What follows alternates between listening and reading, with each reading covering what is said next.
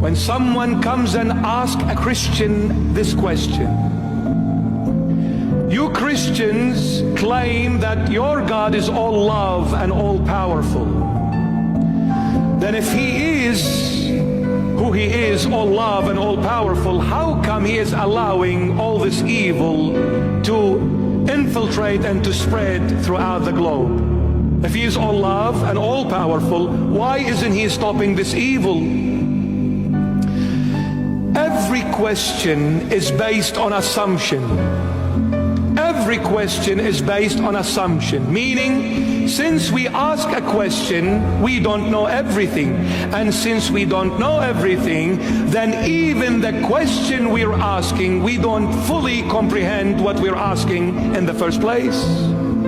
So the best answer to the question is another question. You ask the questioner the question. That is the answer to that questioner. And the Lord Jesus did it quite often. When people came and asked Him something, He replied to them with a question, not an answer. Because when you question the questioner, you are allowing them to open up within their own assumptions. You are giving them a chance to think about what they asked initially.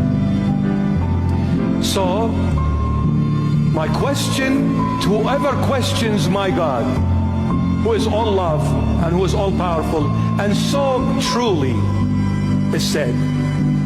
My question to you, my dear friend, since you assume there is evil, aren't you also assuming there is good?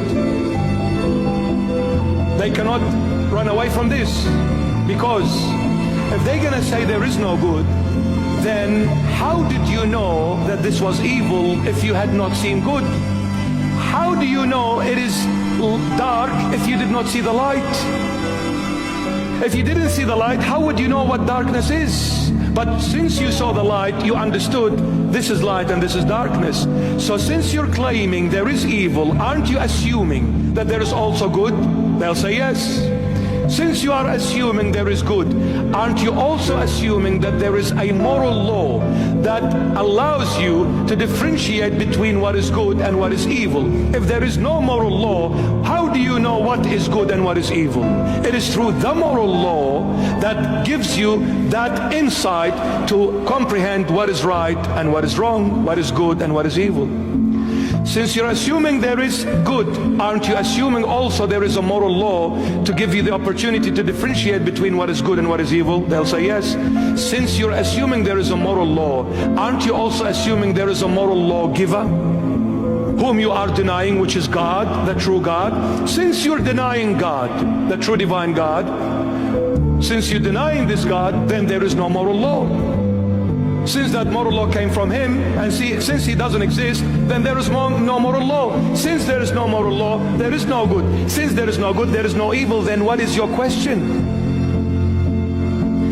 The moment we take God out of our equations, then who are we? Next time somebody talks that denies God, I'll say, who is speaking? Because I don't know who you are. What is your identity? You're nothing without God, my dear friend. You're nothing.